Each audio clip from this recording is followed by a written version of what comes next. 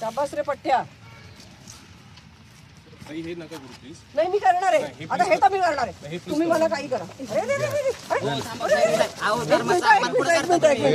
नाही. Ladies constable या पुढे. लेडीज घ्या बरं. जो काही दर्गा आणि बारोचा जो वाद होता तुम्ही त्या ठिकाणी परत केला, मात्र अजूनही त्याच्यावरही काय म्हणू शकतो प्रश्न सुटला नाही येतो. पण सर या ठिकाणी जी पांडवकालीन बारव म्हणजे बावडी आहे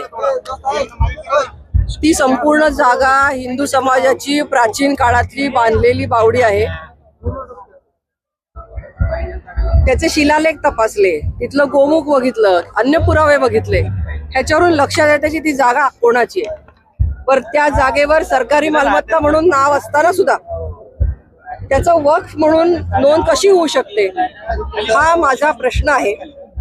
कुठल्याही सरकारी जागेला वक्फ म्हणून डिक्लेअर करता येत नाही. त्या ठिकाणी दर्गा, कब्रस्तान हे नव्याने निर्माण होत आहे. तक्रार करून सुद्धा परत परत निर्माण होत आहे.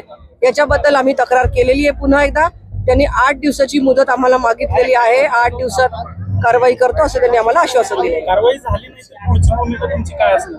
मोठ्या प्रमाणात आंदोलन उभं केलं जाईल.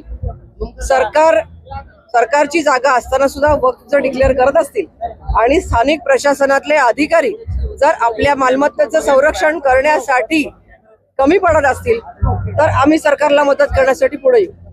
साहेब, परंतु स्थानिक प्रशासनाचे अधिकारी याच्यावर नियंत्रण का ठेवू शकत नाही? वाद तो झाल्यानंतर त्यांना विचारण्याचा प्रश्न आहे, हा मला विचारण्याचा प्रश्न नाही. वारंवार आम्ही तक्रारी दिल्या, पुरावे दिले. याच्यापेक्षा माणसं काय करणार? आणि जे हिंदू कार्यकर्ते, नागरिक, सर्वसामान्य नागरिक ज्या वेळेला तक्रार करतात त्यांच्यावरच गुन्हे दाखल करायचे, त्यांनाच वारंवार पोलीस स्टेशन मध्ये बोलून अडकून ठेवायचं. हा कुठला कारभार आहे? त्याच्यामुळे या सगळ्या गोष्टीला आम्ही गांभीर्याने घेतलेला आहे. मी काल छत्रपती शिवाजी महाराज यांच्या तिथीनुसार असलेल्या जयंती दिनी आवर्जून शिवनेरीला गेले होते, त्यांच्या जन्मस्थानी गेले होते आणि शिवाजी महाराजांच्या पुढे शपथ घेऊन आम्ही हिंदवी स्वराज्याची ज्यांनी मुहूर्तमेढ रचली त्यांची शपथ घेऊन आम्ही सांगतो की तो दर्गा त्या ठिकाणी राहणार नाही. याच्यासाठी आम्ही कायम प्रयत्न करत राहू आणि त्याला मूर्त रूप देऊ. आम्ही काल पाहिलं तुमच्या हातातले एक देवाचा फोटो होता, ते पोलीसवाले घेऊन पळून गेले आणि त्यानंतर तुमची पोलिसांसोबत बरीच बाचाबाची झाली त्या ठिकाणी. शासनाला न विचारता आणि अनधिकृतपणे जर ठिकाणी चांद तारा लावला जात असेल, मजार केली जात असेल, मला सांगा मुस्लिम धर्मियांमध्ये सुद्धा नमाज पडताना असलेली जागा ही स्वतःच्या मालकीची असावी अशा प्रकारचं धोरण आहे असं त्यांच्यामध्ये काय त्यांच्या धर्मग्रंथामध्ये लिहिलेलं आहे.